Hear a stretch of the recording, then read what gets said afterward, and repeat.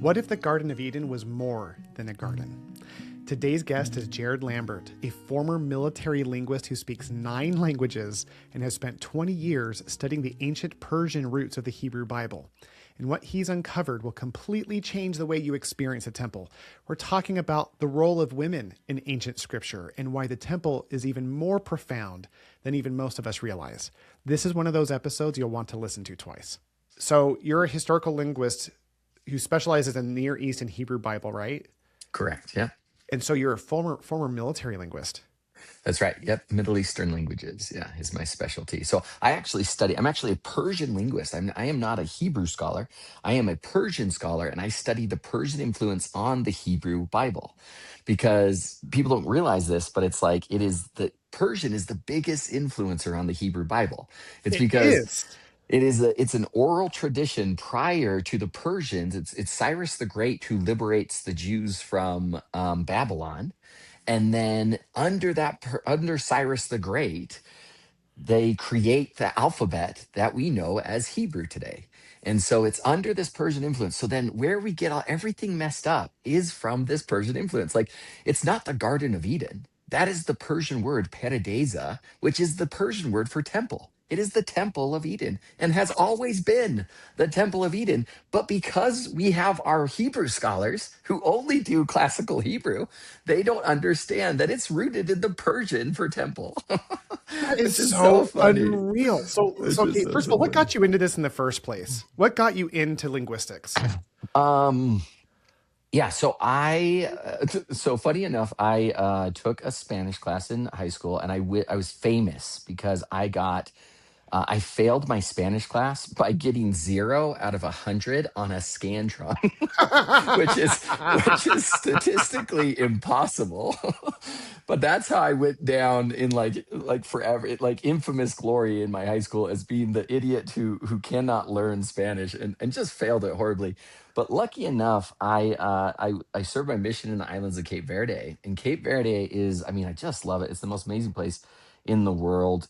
These are like small little islands off the coast of West Africa, completely uninhabited until the slave trade comes about. And then you have the 3 big slave traders, which is the Dutch, the English, and the Portuguese. And they bring all the slaves from mainland Africa, and they use this as the final post before they head out to their respective areas. So even though it's born in the worst of circumstances, right, this country, it brought this crazy, it's a linguist dream. You have language influences coming from mainland Africa, from all the coastal, all Western cultural areas of Africa. And then it mixes in with the Northern Islands are all British influenced. The Eastern Islands are all Dutch influenced. And then the Southern Islands are all Portuguese influenced. So it is a language, a linguist could spend their whole life there analyzing the Creoles, the proto languages, like all these new colloquialisms that are being formed there. So I fell in love with language because I had to, because in order to live there, you have to learn languages rapidly. And so it's just a survival technique. But then I saw from that just how important language is in our ability to understand what people are saying, and our ability to communicate, how we process information, how you think. It's all about your language. So then I started studying linguistics nonstop. I was then recruited into the United States Army because I was this little white boy, because I ended up staying there after my mission. I lived there for 7 years. And Where on was and this, by the off. way? You said where it was, but I actually am not Yeah. familiar where that is. Oh, I know. Super tiny islands. It's the Cape Verde Islands. They're off the coast of West Africa. I see. Because you lived in Yeah. Africa for 7 years, I read. You were there for hmm 7 years. You hmm fell in love with the area. Absolutely. And so then that's why I was recruited into the military. They loved this like white American boy who could speak all these languages. And so then I was recruited in the military, and they started teaching me Middle Eastern languages. And so I learned Persian Farsi there and continue my language studies. And then when I'm working with all these people in the military, um, you find, first of all, the greatest people in the country serve. And right now we're in such like a divisive country and state right now, right? Like we don't get along, and social media just makes it so easy not to get along. You could just troll people. You don't need to listen to them. And so it creates a problem, right? We can't really grow in our differences. But when you're in the military, you're serving, you're bleeding, you're dying with these people. You love these people you're with, and yet they're all so different. You get people Yeah. from all over the country. And so now you're approaching religion, because religion is always the top, like everyone talks about religion, right? Doesn't matter. You either hate religion or you love your religion, but it always comes up at some point. And so now you approach it when you're forced into these little tin cans, that is the little units of the military, to now like approach it from a more loving way, for being like, I love this guy. I kind of want to understand why he believes what he believes, and what is it that makes it. So just from my military experience, I realized, like, one, I don't know a lot about like, I was a returned missionary. I thought I knew everything about the gospel, right? And Yeah. I realized, like, yeah, I don't know a lot about the gospel, really. And like, for all the times that I read the Book of Mormon, I don't think I had ever read the Old Testament. And yet here I have these other people from other religions being like, you don't know the story of Jacob? And like, you're like, I mean, I kind of do, you know, and Totally. so I left the military thinking, like, I gotta study more. I need to, but then, because of my linguistic background, I was like, I need to study it linguistically. So that's all I've been doing ever since. And I'm just a lifelong student. I'm not so much a scholar. I'm like the Tommy boy of scholarship. Like, I'm the guy who, like, I'm the guy who just, like, never left school, like They're like called I just doctors. Yeah, no, I love that. It's so funny. right, It's so funny. exactly. Yep, that's me. Because I just had too many questions, and so I would jump all over the place. And so I've been in higher education for 20 years. I used all of my GI benefits, so that paid for a huge portion. But then I still racked up $180,000 of student debt after that, because I just couldn't let go. And I'm still going. I'm finishing my PhD now. Oh my Um, gosh. but it's 7 degrees in total. But in all honesty, it probably could have equated to more like 8 or 9 degrees if I would just have focused a little better.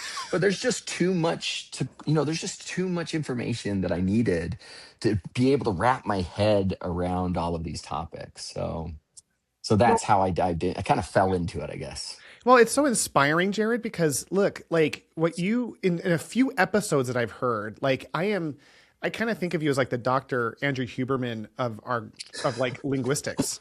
Because like for me, So, like when you do research and you really get to the bare bones, just facts of the elemental things, right. larger things start to expand. Yeah. Um, you said earlier in the Persian language, when we look at the actual root, it's not the Garden of Eden, it's the Temple of Eden. Right. For people who go into the temple, who very normally, naturally start thinking of things as literal, how do you help them understand that like this isn't necessarily literal, it is symbolic, and where do you draw Yeah. the line between the two, all those types of things, how do Yeah, you approach exactly. Yeah. And so this is so funny. This is what we mean by, like, our language. This is like is how it affects so much how we think about things, right? Yes. And every language nowadays is what's known as a hard language. Hard languages are very rigid. They're very precise. Like, we always want a very clear definition to every single word that we have, this 1-for-1 ratio. Like, my dog is always a dog, and I can't call anything else a dog because that's what a dog is. And because our language does this, it is so difficult for us to understand these conceptual language, these soft languages of the temple, which are just soft languages are give you images, give you scenes that carry a lot of emotion, that carry a lot of, that it's very visionary, but it does not define it as rigidly as we ever would. And that is our issue. We look at this and go, man, I need to know where to draw that line. And so, frankly, all of us in our modern day and age, we are the Pharisees of all languages, because we are like, listen, I can only see this literally. What does this actually equate to? It doesn't equate to anything specific. It equates to this very conceptual, soft tone image of what it is. And then that's why the spirit has to convey that message to you. But that's also the beauty of these proto languages, is that there is great depth to us. There's great precision, but it's precision in a broad category, that has 7 or 8 definitions behind it, but they all connect in the most beautiful ways. early on in the age of the first temple, which the age of the first temple is where you find our religion, right? The members of the Church of Jesus Christ of Latter-day Saints, we don't really see our religion in the Old Testament because they are already monotheized by the time they write this down.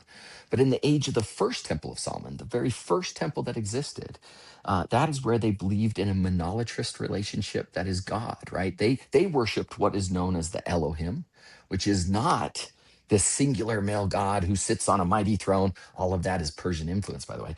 But like, who sits on his mighty throne? The earth is his footstool. That's all Persian language on the text. That is not the God they worship. The God they worship is what's known as a etymological layering of words, right? So yes, you have the singular male God, which is El. And then you have Elat, the female God. And then you have the Ilum, which is their children. And that is the word Elohim.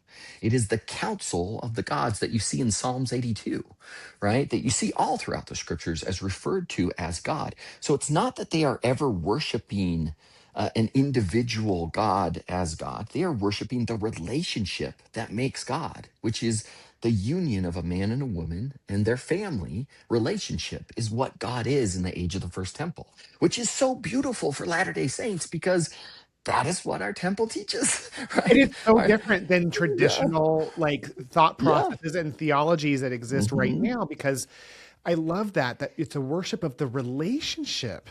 Yes, Like, it's not the individual, it's the relationship between man, woman, and children, family. yes. And family is what makes you God. Yes, family is how you mimic God. Yes, exactly. This is how you can be like God.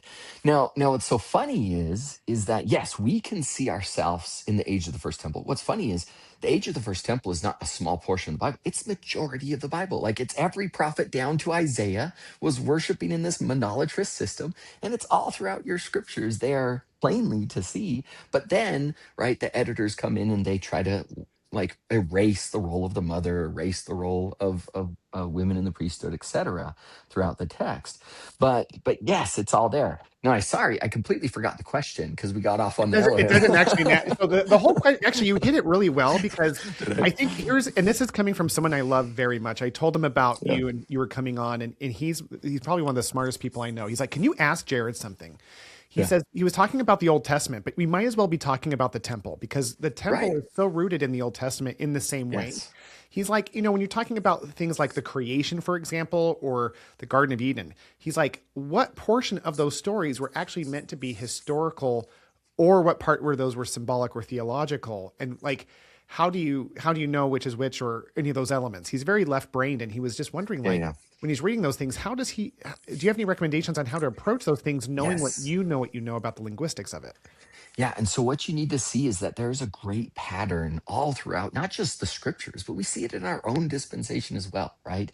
God does not come down and just give us pure revelation, right? He doesn't just reveal absolute truth. We, little finite brain children of His, we cannot fathom the truth that is God, right? So instead, God comes down to us, Doctrine and Covenants 124. He comes down to us in our weakness at the level that we are at, and then he gives us just a little bit that we can handle and pushes just us one line above from where we are. And now you have line upon line revelation. And so, what we have in the creation accounts is God is showing up to the Israelites in their understanding at the time, which, if you go and look at the A&E traditions, right, the ancient Near Eastern traditions at the time, there you have these 38 traditions that surround the Hebrew nation, and all of them carry the same creation narrative that is, I always use the Enuma Elish as the best version because it's very clear. Like, they can get pretty muddled, but we know for a fact that the Hebrew scripture is drawing from the Enuma Elish because it pulls direct cognates from the Enuma Elish and even direct lines from the Enuma Elish right into the Hebrew scripture. Genesis 1, verse 2 is a direct pull from the very ending of the Enuma Elish. So if you're unaware of what the Enuma Elish is, the Numa Elish is this narrative, a creation narrative of the earth, of all humanity, but it is this belief system that yes, you have a mother god and a father god, and they so it's the Tiamat, right? who is the mother, and she is the salt waters of life. And then the father is the fresh waters, and the fresh waters and the salt waters, these polar opposites, come together, and now they create their children, right? Wow. And then the narrative gets really wonky, right?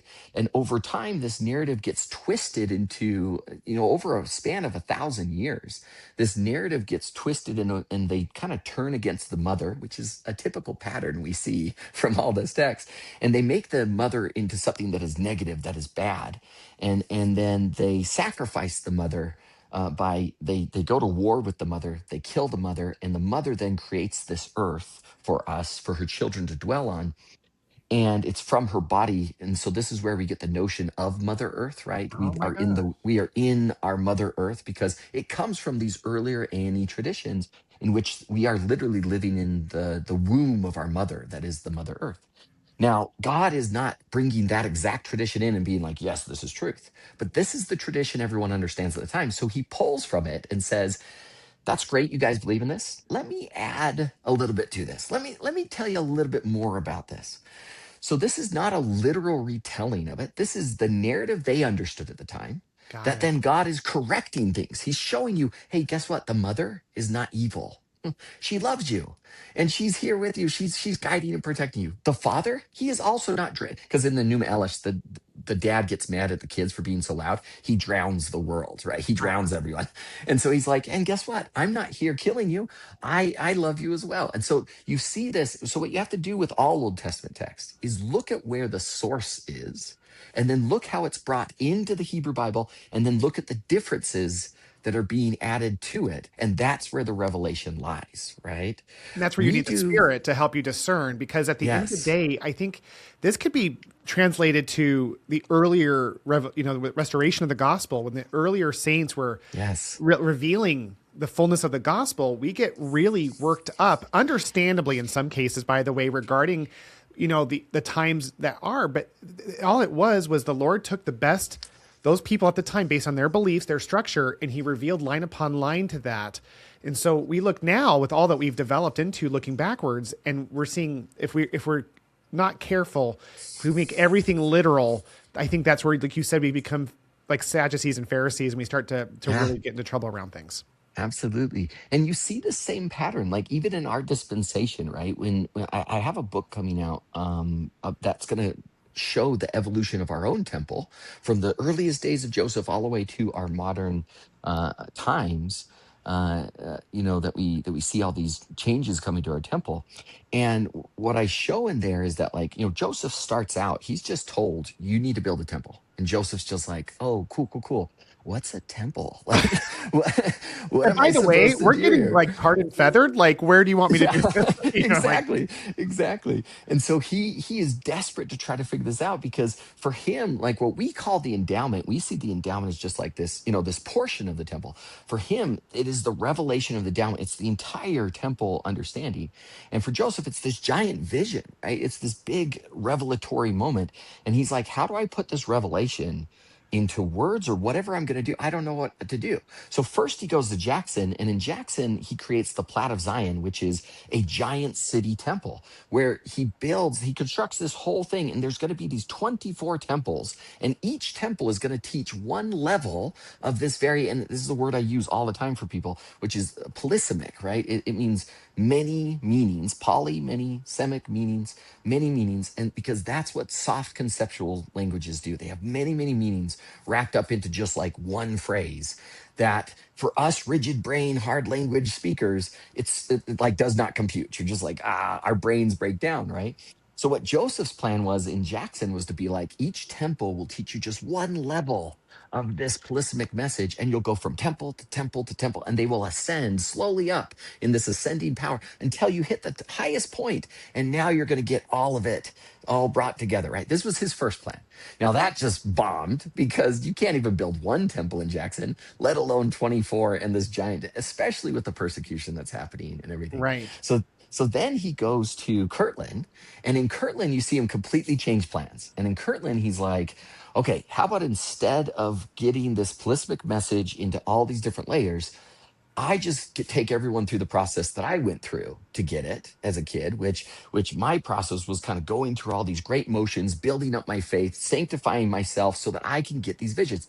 Because Fiona Given says it's best. She says, Joseph Smith is the Henry Ford of prophets, because Henry Ford wanted everybody in the country to have a Model T, where Joseph Smith wanted every single person in the country to have every single revelation that he had.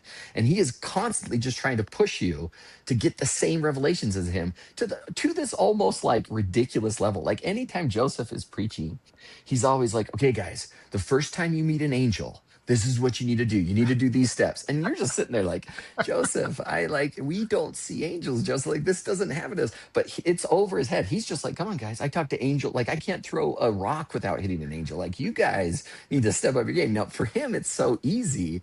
But us, we're so left in the dirt. But when you get to Kirtland, Kirtland is very different. If you look at the Kirtland Temple, there's Yeah. just pews. There's no stage, there's nothing. It's just pews, and then you have these pulpits on both ends, which have all these cool different significance to it, right? And then there's the upper court and the lower court. And so for Joseph, the Kirtland Temple was supposed to be this experience of, I am preparing you guys, right? He would have people go through all these sacred motions. They're very poor at the time. So he would have them anoint themselves with honey and whiskey, and they would go through different prayers, and they would get together and confess sins together, and they would have, speaking in tongues parties, and they would do their best to purify themselves inwardly so that when the day came that the temple was done, you would have a pure revelation, just like him. You would come, you'd sing some hymns, and then everyone would get revealed to them this experience that is the temple in this awesome, visual experience, right? Yeah. And in a way, it worked. Like, it worked pretty well. Like, there are great outpourings of this. If you've ever studied that time period, incredible miracles. Sure. Angels are appearing. People think the Kirtland Temple's on fire because angels are walking in the rafters. Just amazing miracles are happening, but it doesn't quite work. Again, we are faithless dogs compared to Joseph Smith, right? Right. So then you finally get to Nauvoo, and in Nauvoo, you see the same pattern that we see in the Old Testament, which is Joseph being like, okay, what do I do now? We've tried this. We tried the 24 polysemic lessons. We've in Jackson. We've tried Kirtland's, clean the vessel and get these cool outpourings of the Spirit. We need to find maybe something in between here. And this is where Joseph then is introduced to Freemasonry. And Freemasonry, which is not a religion, by the way, right? No. Freemasonry is a boys' club that is all about teaching you to be the best version of a man that you can be. And it comes from all these different traditions. So you can be any religion and be a part of this.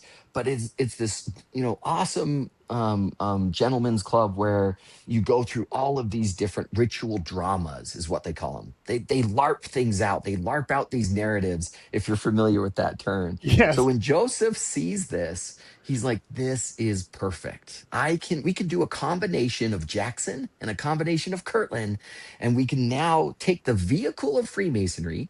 And I'm not going to just steal this narrative. No. God speaks to us according to our language at the time. So I'm just going to take this that is very popular at the time, right? The Freemasonry is our founding fathers' gig. Like, this is how you networked. This is how you did everything. And so I'm going to take this vehicle of ritual dramas, and I'm going to apply a whole new, all this polysemic messaging I'm now going to use inside of this very LARPing, this very acting out scene by scene, all of this stuff that I cannot express verbally, that I wish you could get by revelation, even though it doesn't seem like it's working too well for everyone. This is a nice in between, right? So this is now where we get that Nauvoo endowment. And this is where it is now. Even today, right? When you go to the temple and you sit in that endowment, it tells you this can only be received through revelation, right? You need to receive this through revelation, right? And so this is just a way to kind of prep you for that revelation. And yes, it's symbolic. It's very, very symbolic. Your job is to sit there, is to kind of soak it in and let that Spirit teach you the truth that's behind it. Yes, it So makes yeah, me. I love that connection. I'm so glad that you brought in Freemasonry to the discussion, because that's where my head yeah. was before you mentioned it. When you were describing the going back to Genesis and the original question, what was the context? What was that book that you referenced that was used at the time? The Enuma Elish, yeah. Okay, I'd never heard that before. That to Okay. me feels very paralleled to the Freemasonry Hmm. element Exactly. because I wonder what Joseph was thinking when he was doing the Freeman Masonry work. Is like, wow, this is a way to learn through experience. I'm here because there's different ways to learn, right? Right. There's the cognitive, the auditory, then there's like the combination of all these things which are experiential learning.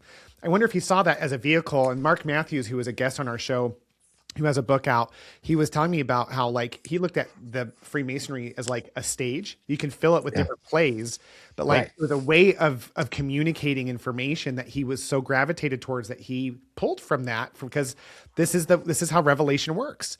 The Yeah. Lord wants us, like the brother of Jared, to go find the stones and come up with the idea of like maybe you can touch these and they'll glow and that will solve my problem. Right. The Lord doesn't say like I want you to build a boat and here's how you're going to solve a light problem that you don't know about yet. The Lord is Right. like, go build a boat. In Joseph's case, go build a temple. And so Yep. Freemasonry was a rock that he brought to the table and said, hey, Exactly. maybe the Lord could touch this into a way of creating an experience for my people to receive a Mm. piece of the knowledge because the Lord doesn't break down the how-tos. That's where the faith comes in. That's where the growth comes in. And so Exactly. as you go through that, you mentioned something at the very beginning regarding the Garden of Eden. Um, and how with language we understand it's the temple of Eden. Are there any? I just have to ask: is there anything else like that comes to mind that are in that same vein that would be very useful for us to know? Oh, geez. Like cool linguistics for that. Yeah, cool linguistics is what I was asking for. And I don't want to get too far off the topic that you were on because I want to continue in that vein of like the Yeah, yeah, temple yeah. and revelation. But is there any other linguistics elements like that come to mind? If it's okay, if I not. mean, there is. It's all adjacent. Like it has a lot of background. Like for example, in this oral tradition, right? Back when it's an oral tradition, you would have. What I is mean, the oral geez, tradition? Pretend like I don't know what you're oh, talking about. What do you mean by oral tradition? okay, so prior to them writing this down, okay, so it's not written down until after they're released from captivity in Babylon. 638, King Josiah becomes king. At this point, he's like, hey guys, we are about to be attacked from all over. Babylon has grown in huge numbers, right? We need to unite the two kingdoms because basically the northern kingdom's dead and gone, and all of our tribes are failing. We're in big trouble. And so, how can we unify best? Well, one, we have this crazy practice where we have women with the priesthood inside of the temple. We need to get rid of that. Nobody cares about women, right? And also, we need to unify gods, right? So, so the oral tradition is everything prior to this moment. You would have these priests who are the Zadoks, right? The Zadoks are kind of like our stake presidents. Their whole job is just to memorize these narratives that they get from the temple, from the temple teachings and from the prophet himself, and they would do these sing-songy narrations of the scriptures. Now, this is where hymns come from, by the way. Like hymns used to be the scriptures in the oral tradition. You would sing out these Masoretic incantation scripts, which are the scriptures. They would sing them out. It's not written down. It's illegal to write it down. Why? Because this is a soft conceptual language. As soon as you write it down, because even though they don't have their alphabet, they would use like a Phoenician script, and it's very precise, and they would write things down, right? But you were not allowed to write down the scriptures. Why? As soon as you write that down, you have flattened that meaning. All of a sudden, that polysemy is crushed in that language, and writing that down then ruins all that polysemic messaging that comes from this oral tradition. So these Zadoks would sing this narrative out. And then when King Josiah says, hey guys, we're not doing this anymore. Like, we're not going to have women in the temple. We're not going to have a heavenly mother. We're not going to believe in Yahweh and El. We're going to believe in one God. So they merge Yahweh and El into one God. They erase the mother the best they can. And then now you have this very simplified gospel that hopefully everyone will unite under, and we can defend ourselves from our enemies. It doesn't work, right? Babylon comes in, takes over everyone. Poor King Josiah dies in a very sad way. And then everyone is carried in captivity, and they cut off the Zadok's heads. And now your religion is lost. They just cut off all of your Zadok priests. All these, all of these priests who know your scriptures are gone. And now for the next 100 years, you're in captivity, worshiping their gods. Okay. So now in comes the great Persians. Persians come in, say, hey, conquer Babylon. What you doing here, Jews? They're like, we've been in captivity for 100 years. And they're like, well, cool. We've now taken everything over. So we'll let you go back to your land. And they're like, hey, Cyrus the Great, buddy, we don't remember our religion. Can you help us out? And he's like, here's the thing, guys. If you would create an alphabet and write this stuff down, you won't lose it anytime you're conquered because you will have it written down in books. So why don't you build your alphabet, right? So they build this alphabet at that moment under this Persian influence using a Phoenician script, and then they formulate this, and this is where the oral tradition now ends, and this is why our Bible, our Old Testament, is so fragmentary, right? They have took certain fragments from illegal scripts that existed, or even those Masoretic cantation markers, which is like, prior to their alphabet, they would have this cuneiformic pictograph version of their scriptures that would help the Zadoks remember the songs that are the scriptures. Okay. Right. So this is the kind of history behind all of that. Now that oral tradition was so polysemic and so beautiful that it would carry all these different meanings into it, that they would perform it in certain ways. And one aspect of that is known as the song of the prophets, right? In which the prophet would do this like sing-songy thing, a sing-songy version of scripture, where he would call out to the children of Israel, and then the Israelites would call back to the prophet. And this is called Shammah, right? We flatten this in our scriptures as a term for I hear, like it'll say, hear the words of Yahweh is what the prophet will say. And then they say, we hear the words, or we answer the call of Yahweh, right? Is what this is. Now we translate that as this kind of flat process of just like, and the prophet said, hear the words of Yahweh. And then it says, and the children of Israel said they heard the words. That's not how this was. The word Shema isn't just to hear. The word Shema is I hear, I internalize, I understand, and now I go and perform whatever it is that I do. So in this just one word that is Shema, this very polysemic word Yeah. that then gets flattened in this tradition, you completely lose how this temple experience would work, how these narrations would teach the children of Israel, because it really was a process. Like in that age of the first temple, in the holy room, right? After you would leave the outer courtyard and go into the holy room, it's very different from the second temple of Solomon, in which it's the only thing in the holy room in the second temple is just the 7 tables of shewbread and wine, the menorah, and then the basin for oil, right? Which was a combination of like myrrh and these other things. That's all that exists in the second temple. In the age of the first temple, that room was decked out, right? They would have, it was made to look like the garden. You would have trees and flourishes, and you would have a full band in there. And that full band with trumpets and timbrels and whatever the S one is, the sonnets, whatever they're called. But Yeah. all this full band would be there, and they would do this kind of call of the prophets. This I call out to you, and then you would go through these motions. Now, what that is, we don't know, but Latter-day Saints, we kind of know. We We kind of kind of know. get this. It makes sense to us because we go through a very similar process in our temple. This back and forth, this call to motion, this I understand what you're teaching me, and now I'm going through a motion to kind of show that I understand this, right? This is the pattern of the first temple that is really lost to us. But linguistically, it's all contained in these little tiny words, just this one word, Shema, which everyone goes, oh, that's just the word for here. No, it contains this whole backstory that is this motion, this covenant in motion that God would bring his children under covenant. And that's all because of that Persian influence that we kind of lose that, right? That it gets flattened to us.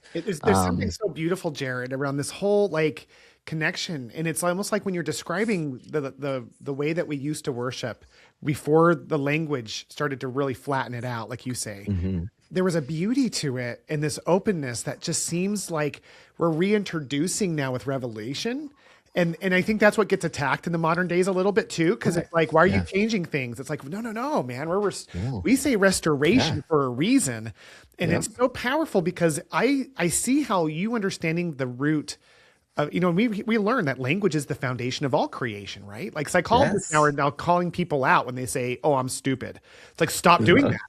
Like Yeah. never, don't be loose with your language because as sons and daughters of God, that's the foundational steps of actual organization of matter, right? Like it's a whole Yeah. thing.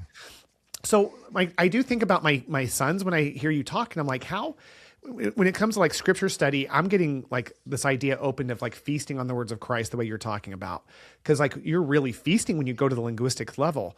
For someone who doesn't have 7 degrees, who would like to like maybe get more out of their scriptures, do you have anything that you would advise them so that they can understand these things? How does someone start to develop that understanding the way that you have? And it's so beautiful because you're up here, but when people are down here, what's their next line upon line to help maybe expand their understanding of the scriptures? Yeah, absolutely. So hopefully something other than getting $300,000 of debt, right? Seven Um, degrees. yeah, 7 degrees and $300,000 debt. Exactly. No, I'm all with you. So I'm teaching these classes, and that's really my goal. My goal is to like walk everyone through these classes kind of step by step, because there are really good sources like Robert Alter, Zaini Zevitz, Kugel, Mark S. Smith. The highest scholarship right now in the last 30 years has done so much, has established so much of this. What's funny is the trickle down effect for education in this field is not working. No, Because even though scholarship has already ruled that, like, yes, we know this is the way, it is not trickling down very well. And that's what's blowing my mind. As I'm teaching these classes, I'll be like, okay, guys, today I'm really excited. We're going to talk about the women weavers, the priestesses of the temple who would weave together the narrative life. And then it's just crickets. And everyone in my class is like, wait, what? Who are these weavers? And I was like, you've never heard of the women weavers of the age of the first temple? The priestesses who would weave together the narrative of life at the veil of the Holy of Holies? And everyone in my class is like, Jared, we have never heard of this. And my jaw is dropped because I'm like, this is the biggest news, but this isn't the biggest news today. This is the biggest news 30, 40 years ago. it's just not When trickling we first down. established, it's not trickling down. It is not trickling down, which is why I'm trying to do these classes.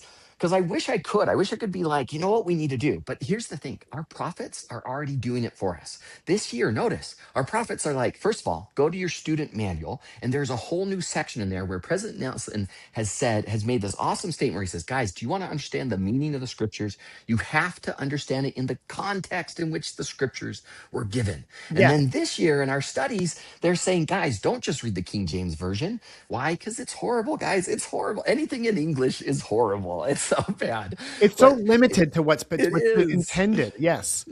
It's got all of these traditional interpretations, all of this like medieval interpretation of that text is being projected into that King James version. That is just like appalling to like historical linguists like me.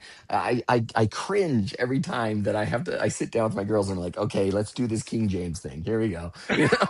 It's Because you so have to almost rough. unteach them things that they're You being do. taught as a result of Yeah. that, like the role of women being lesser, like all these Yeah. different elements of how it is. So can I ask, what do you study then? Like, what do you study if it's not King Yeah, James? so the let's see, the NRSV UE. I mean, however you want to do it. I like the NRSV. Any version of the NRSV is great. I love that. This is a good scholarly consensus that exists there. Hmm. This is the greatest tool. Ready? This is the greatest free tool for everyone to use. Go to biblehub.com, and then on biblehub.com, just click on the Hebrew tab. And then once you get in the Hebrew tab, this is now the Hebrew kind of side by side interlinear scripture. Okay. So you see the English, you see the Hebrew. Already you get to see a really nice connection to the Hebrew right there. But then there's one more tab up at the top. You click the NASB. Okay. When you click that NASB, you're now going to see like the general consensus from scholarship of what these words mean. And it's not easy. As I'm going through these classes with my students, the problem is that like it really is difficult unless you're, and I get it. If you're just going to go every day, do a little bit like we're supposed to, right? We've been asked to study our scriptures every day. Then yes, in a matter of like 5 to 10 years, you're going to be like, this is all coming together. But I think that's really frustrating for most of us. And so I think we do need a little more oomph in our studies. I think we do, for those of us that are really interested, I think we got to level up a little bit and I know I start want reaching out to. to these scholars. Yeah, we gotta reach out to our scholars a little more, and because they're doing great things and they're really helping break it down.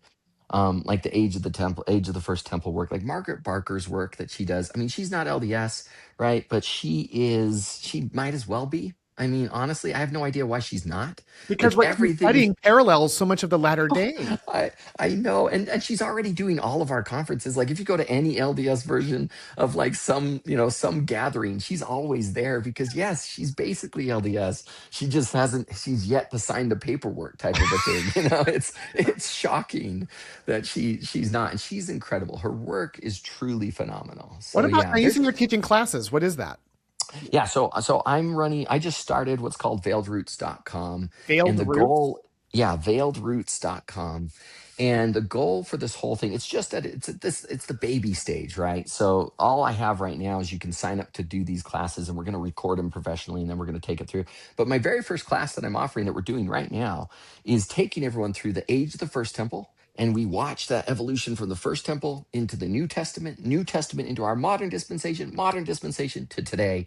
And we watch the whole temple transform linguistically across every single era, right? And so yes, I'm really excited, but I wish we're going to get more. I just now started a thing where we're going to do Come Follow Me, and we're going to each week we'll have like a deep dive into the linguistics of Come Follow Me. So we'll have that up there starting this next week. But yeah, we're just starting to try to help bridge this gap in that regard. But no, by all means, you don't need to reach out to me, the Tommy Boy scholar of linguistics. No, there are so many already incredible linguistics out there, right? Robert Alter's the art of the biblical narrative. I ruined his title. That's not even the title, but it's something like that. It's okay. Honestly, Jared, for me, the most I can do is Yeah. go to a website. I Sure. so funny. Sure. Like I'm not like in any means as you know from our pre-call, like I am passionate about the temple and the blessings. I am Yeah. your every man when it comes to Yeah. understanding it. And this show is mostly about me because I'm Yeah. learning That's so great. much. And Yeah. so like the veiledroots.com thing, I'm also going to put in the links of this show in the notes. I'm going to link the Faith Matters podcast and some of the other ones that you've done because Right.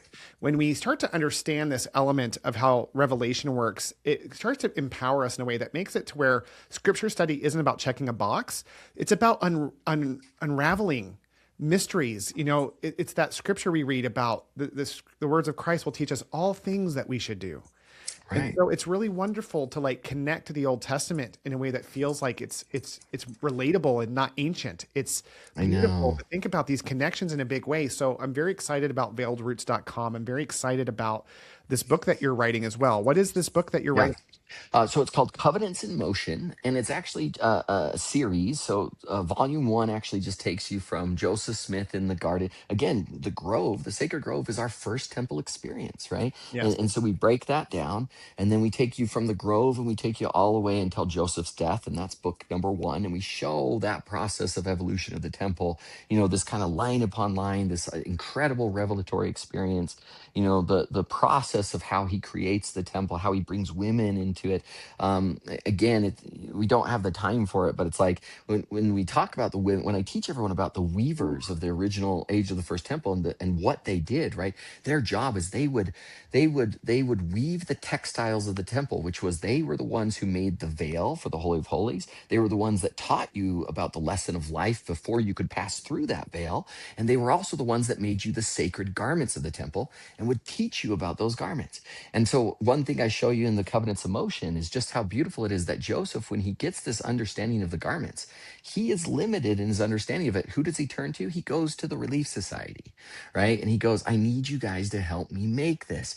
And he's in this process of restoring women into the role of the weavers, the one who are going to create, yes, weave together literally the textiles of the temple, which is exactly what they did. They also made the veils for the Nauvoo temple. They also made the veils. I mean, they also made the garments for us in those days, but more so to expound it. So I show you how, we don't get the fullness of the Nauvoo temple until which the Holy Order is this organization Joseph created, which is this group that are going through the motions of the Nauvoo temple before the temple's completed. This is where they're formulating the temple in the first place. And it's not until they invite the Relief Society into the Holy Order, when Joseph gets that revelation that we need to invite the women. And the very first day they invite the women over to join the Holy Order is the day that we get the most beautiful ordinances of our of our temple experience is the day that they invited the women into the holy order. And now the temple is complete. Now we get the fullness of our temple experience only when they invited that women over. And you get beautiful accounts of um, Violet Kimball giving certain blessings and ordinances to her husband, which is the highest portions of our temple. This is what gets adopted to be our highest ordinances in the temple, all from finally bringing women into the process. And it's beautiful, this beautiful restoration of these original women weavers of the age of the first temple, and it's these beautiful notions that you see that just really, as you can see, as I start crying, it's these beautiful notions that for the longest time, right, when we adopt this very traditional understanding of the scriptures, you feel so incomplete, right? You feel so, it's not everyone is there, right? You only see a certain portion of it. But it's so beautiful when you see just how complete the gospel of Jesus Christ is in this restoration. And what's so funny is, one of the greatest indicators of Joseph as our dispensational prophet is that he's not the smartest guy in the world. Like, he doesn't know anything about these women weavers. He doesn't know anything about linguistics of the Hebrew Bible. And it's so over his head. The most awesome evidence of Joseph's prophethood is that he doesn't understand anything that he's doing. And yet he does everything so perfectly. He aligns it so perfectly with this age of the first temple doctrine. It's just shocking, right? And beautiful. I am so moved by everything you just said. One of the scriptures I've read and had my own personal, this is just the gospel according to Will on this, but the first Yeah, shall be last, the last shall be first. I've always felt that was a direct reflection of a lot of things. I don't think it's just one thing, but I think the restoration of women in their value and importance to the gospel of right, Jesus Christ is because the world has taken them out. And I think that was very, we can read historically how that happened and why, because that's how the culture was. But I yeah, believe that was intentional from the adversary, because as we start to restore their role, their value, it becomes this beautiful acknowledgement of like life isn't beautiful without women. Like right. without their creative power, without their leadership, without all that they do. I'm going to ask everyone listening to this to immediately go listen to the Faith Mattered podcast that Jared is on, where he Yeah. talked about Eve. I was like sobbing listening to The that. Azer Kanendu. Yeah, It is, and we don't have time to get into it here, but go I listen know. to that, because it's like that's what really has taken me down this path of just realizing that, like, when the prophets are saying over and over, read your scriptures, read your scriptures. At my earlier stage of development, I heard that as like, yes, I know it's important because it's good to do. I didn't Yeah, realize it was like unraveling the mysteries of the universe in a way that would help me get purpose, so that I can be empowered to be one of the many family members to serve others. Because if Joseph with no education can do it, if you know what I mean? If young men yeah, were young men and women ages 18 to 21 without any real formal training, by the way, go out across the world and spread the word of God, and it grows, or the yeah. church being run by a bunch of volunteers imperfectly mixed around the world doesn't give us some indication of the truthfulness of the gospel, nothing else will. I will tell you one quick Yeah. thing that you said too. I highlighted. We spent some time in Africa. We're really big. We have a foundation called the Light on a Hill Foundation. That's a charity Oh, cool. organization that we go to Africa repeatedly. And we're partnered with other groups like Care for Life and the different organizations. But you saw this in Africa probably. But the leadership of women Yeah, in those cultures are like the villages that we went to. It was the woman who was like the leader of the entire village, and she was the yeah, one who was able to balance love and challenge in a way that yeah. like, and just when you're in that culture and they haven't been filtered through some of the cultures that we have on the Western Hemisphere, you just realize like, wow, it's such a beautiful connected piece. It So really is. so let Yeah, me no. ask you. So in your book, well, I would like to talk a little bit more about this since it's so temple specific. What other, you said there was one section that you're going to, what other the future Yeah. sections that you see developing over time? Yeah, so right after our first covenants of motion, then it's continuous. So we're going right from Joseph Smith in the Garden of or in the Garden of Eden, in the Sacred Grove, all the way until our modern times. Even the most recent changes of the temple, we are going to show you how it evolves over time and why, right? The circumstances surrounding it. So book two it's basically Brigham Young's gospel and temple from, when he takes over in 1844, and then goes all the way until our 1875 changes, and then the 1875 until our modern times. And we just kind of break it down. There's always these fun little tidbits, like, that you get to throw in there, like, our first film was we produced with Disney, like part of Fantasia, right? We reached I out don't to think them, most and people know that. Say that a little bit more clearly, because I don't think most people are aware yeah. of that connection. Yeah, there's these fun little connections where it's like we helped produce Fantasia with Disney. We gave them a bunch of money, where we said, "But will you please help us create this creation portion of our first film?" And Disney was like, "Okay, yeah, if you got the money for it, we can do it for you." And so we have Fantasia as our first film, is our creation narrative, which is super cool. So Very. there's all these fun little tidbits in there that you like, but then more so, it's to help you see just how beautiful this line upon line revelation is, and that it's not ending. Guys, we're not even close to the temple being complete. There is so much that is in the process of being restored, that if you only knew. Books. So we're not even close to like Yeah. being able to like, we're not even close to have for the temple to be fully revealed. It's not like we're finished Oh product right no. No, absolutely not. No, so much more is going to come. So much, and that's just how that's what our religion is. Like, our religion is line upon line. That is the one thing we believe in, right? That it will never end. That it will always continue, right? And we will forever grow in this understanding and knowledge. But what's so funny, and what I show as a historical linguist, is you only grow with it if you are ready for it to grow.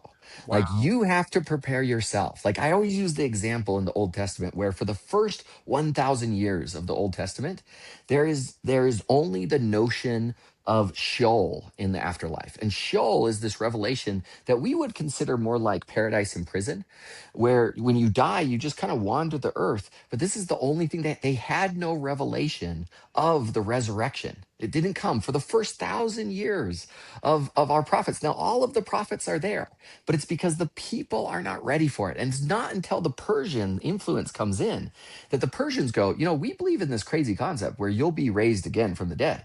And then the prophets are like, is that true? And they go to God and they're like, hey, God, is there something after Sheol? And at that moment, then you get Daniel writing and saying, you will live again. Like, we are going to raise from the dead.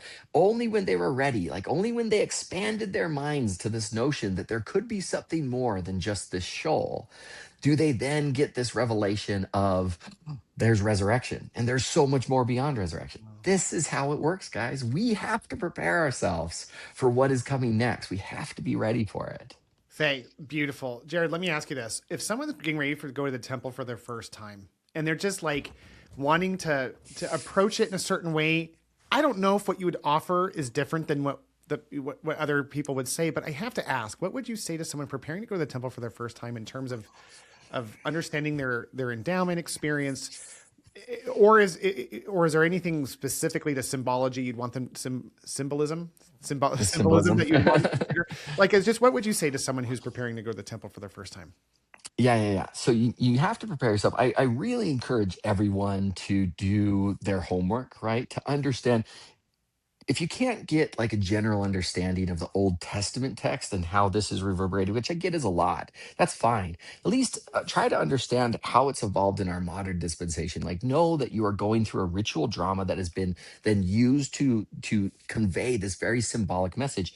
And please understand that yes, it is symbolic. That yes, you are supposed to go in with your, it's like those, what were those old things called, where like you'd have to blur your eyes to see the image? Yes. What what those I forgot magic? those glyphs. It was like a blue ocean. Yeah, When you kind of convert yeah, your eyes, you would see a 3D picture pop out. Yeah. perfect. Whatever that is, right? We need to figure out whatever the name of that is. But that is what our temple is. Our temple is this thing you need to go into, and I need you to not, like, don't be that left brain. Don't go in there and be like, he said this literally. Don't do that.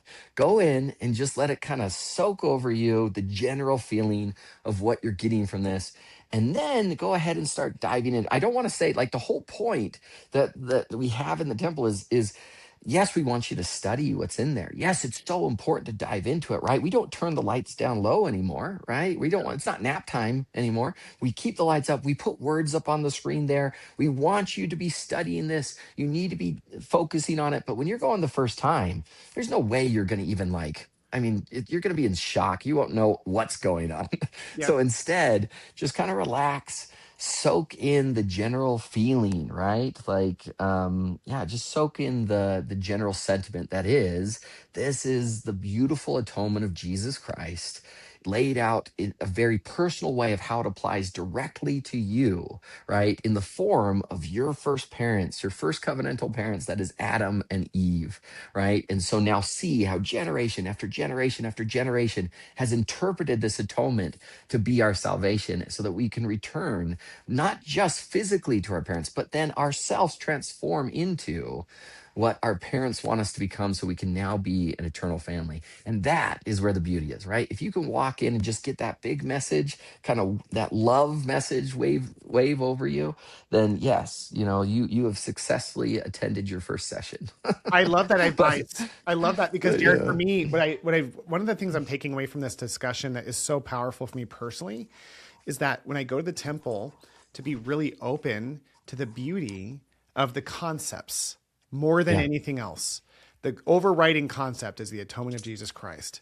The Yeah. overriding focus being that, and letting everything else just kind of wash over me in a sense of like, what could this mean? What is that? And not be caught up in what's perceived as like, is this literal or is it not? And recognize that this is a presentation of a vision not unlike the many prophets of old who've been Right. receiving information in a visual context. One thing I do when I teach people is I'll say, listen, you've probably seen this. When everyone close their eyes and you say the word dog, what did you think of? And most people envision an actual dog that they own, an animal they loved, and they have feelings connected to it. That's a great maybe connection, I'm hoping, to what you're talking Yeah. about, because using language, what we've done is in religion over time, we've reduced the word dog to like 3 letters and seeing the pictures of those letters versus the image and the vision of Yes. what that could mean to me. And Yeah. and at the end of the day, when people I do that in audiences, I'll say, okay, imagine the word dog. They always pick a dog that they love. So the common Yeah. link between everything is love, and the Yeah. individual nature of it is what they understand in their own world is love. And so Right. for us, there's truth, and the truth is ultimately love. And so when we're in the temple, just being focused on that emotion, the connection, the vision, and then not sweating the details as much as just taking it all in. That is awesome. Okay, so the linguistic term for that is motivational semantic layering. It's all throughout scripture. Did you just come up with that? Is that like a thing that was just off the top of your head? What Yeah. what is Well, this? you're Where'd you get this inspiring me. from? Yes, it was, but I can't take credit because I'm sure That's you inspired it. great. But yeah, No, that is awesome. That is a perfect way of saying it because that is exactly what this is, right? It's motivational semantic layering. The scriptures do this all the time, right? Where it is this, it is, you need to understand the context in order for this to be personally brought into your soul, right? Brought into your understanding.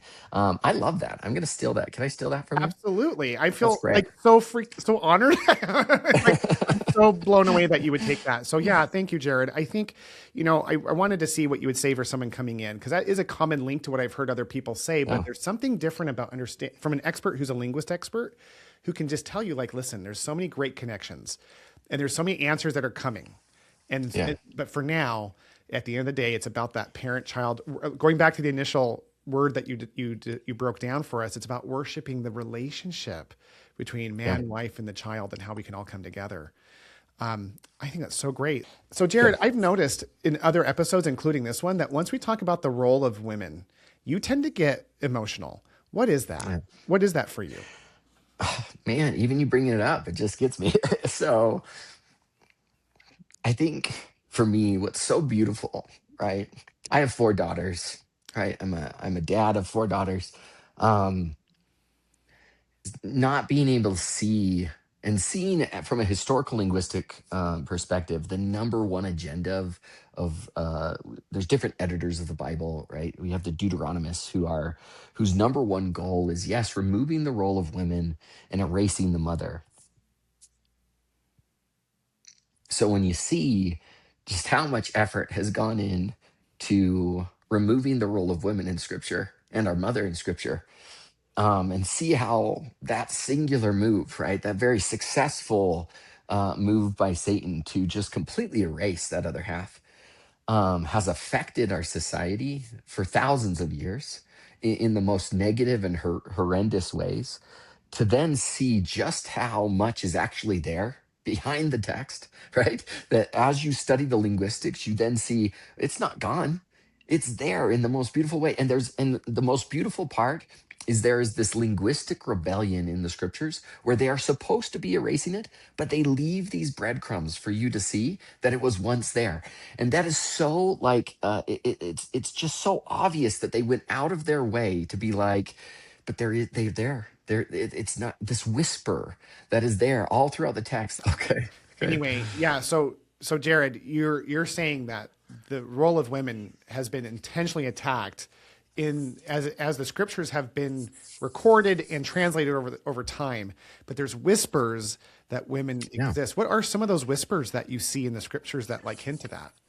Well, exactly. Like the women weavers, exactly like I brought up earlier in the message. Like nobody even knows of these women weavers, and yet they are all throughout the text there, right? What's so interesting is that, and what I showcase over and over again with the historical linguistics is that just look at the example from just last week's Come Follow Me. In last week's Come Follow Me, you have the story of Judah and Tamar. Tamar is identified as a prostitute of the temple. So there's this notion of that these women who were in the temple, there's no way women could have the priesthood. So of course the only reason they are in there is because they had to have slept their way to the top in order to infiltrate the temple and the priesthood. So they call them the prostitutes of the temple. Now what's so funny about that is the word for prostitute there is zona. And you could easily call her a prostitute throughout the whole thing, but somehow linguistically, someone has, in one instance, yes, they write her down as the prostitute, but later in the text they refer to as the kadeshah, which is the Hebrew term for the priesthood. So it is literally, it's the feminine term for priesthood. She is the priestess of the temple, and that was not erased. It is still there in the text. That just doesn't make any sense, right? That makes absolutely no sense. If she's this prostitute, if she's this whore, then why do you then accidentally label her as the priestess of that temple later in the text, That was right? And it's all intentional. over. That was intentional to tell people she Exactly. wasn't. She Exactly. was special. She wasn't less than. She was more. She Yes, was the yes. best. And he even admits she is more righteous than I. And the word for righteous that he uses there, the zealot, is the term for priesthood righteousness, right? It is covenantal righteousness in the context of a covenant. And so again, it is indicating there's this contradictory evidence. Is she a whore or is she a priestess that is more righteous than Judah himself, right? And and then you have to judge for yourself. Is she like, which side is right? Well, I'm sorry, but given my understanding in my gospel, I know for a fact, yes, she is this priestess. Yes, she is this, yes, she is 100% equal to Judah in righteousness, power, and priesthood. That is what the text is telling you. And it is not this huge speculative jump. It is all throughout the text over and over again. So that's what I do in these classes. I kind of show that beautiful kind of Latter-day Saint theology that's there very clearly. Yeah. It's not too obscure. It's pretty clear, right? Huldah is identified as a prophet. Miriam is like literally gets the name of prophetess, delivered to her in the text in that official capacity and role. And so, yes, it's all there. It's just you have to have the eyes to see it, right? I love it. So Jared, that was beautiful. And I really think one of the greatest takeaways I have, I talked about experiencing the emotional connection and the depth of the art of God's love and communication with us. The other thing I'm really clear on is just that it all boils down to family again. Like it's this man, woman, child worshiping the relationship within the family and the love, and how Christ comes in and he just makes everything possible. And as I'm going through this experience, I just want to acknowledge you for the hard work you've done. I've been humbled to do this show because I've met. Now you're going to make me emotional. I have met the most consecrated men and women who are so dedicated to giving their lives to truth and God, and in ways that, have cost hundreds of thousands of dollars of student loan debt, or taking jobs at institutes that honestly don't compensate at levels that make life very easy. But at the end of the day, to me, this is what connects us more than anything is this love and knowledge. If we can bring those things together. So I just want to thank you, Jared, for being that type of consecrated soul who's dedicating your life to something eternal. And it's a rising tide that makes all of us a little bit closer to Christ. Oh, that's so nice. I really appreciate that. Yeah, no, this is So Jared, so if I want to take a class, I go to veiledroots.com and I hit the registration button on the main page, right?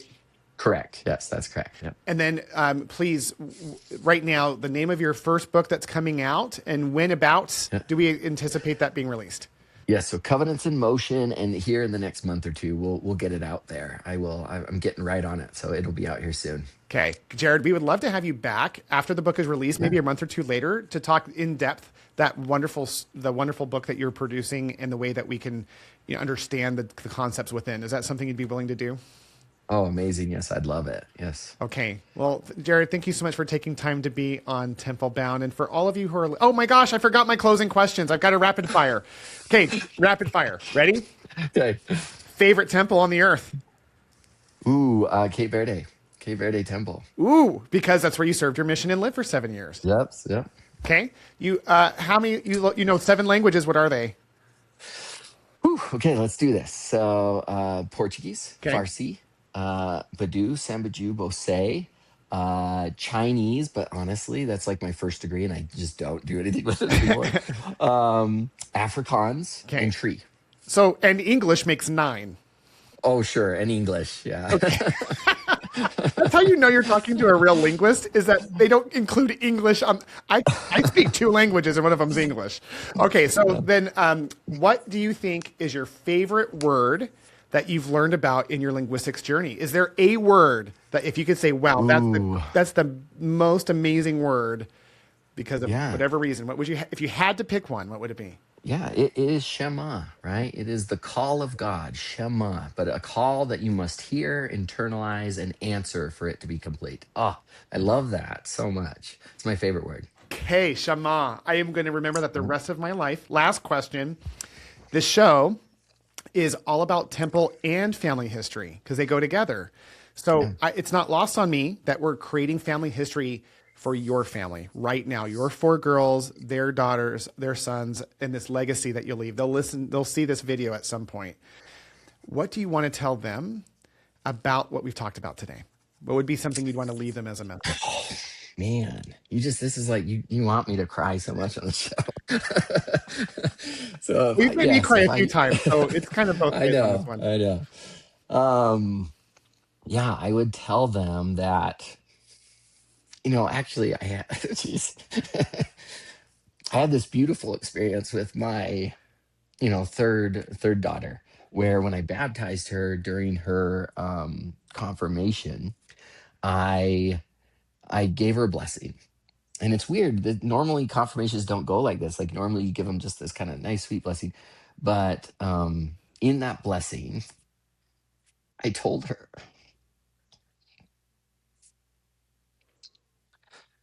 um, I bless you above anyone else in this room. In your time and in your age, you will be able to come to understand the role that women have in the gospel so much clearer than any of us have today.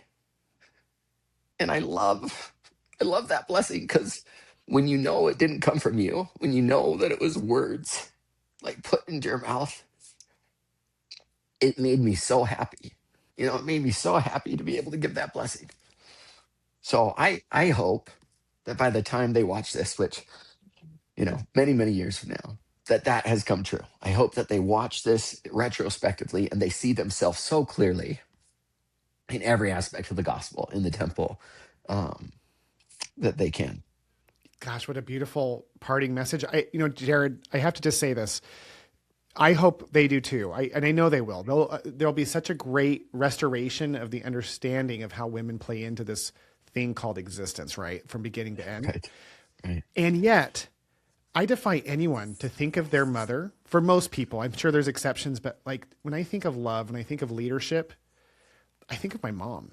Like I don't have to know what needs to, I don't have to know anything else other than how that woman feels for me and how she serves me her whole life and how she's willing to give every last part of her being for the love of her children. And as much as as a dad, I'd like to say it's the same. I just don't think it is. I personally, this is my personal take on it, but this wonderful feeling that we can understand using what you've talked about in terms of how to learn about the temple.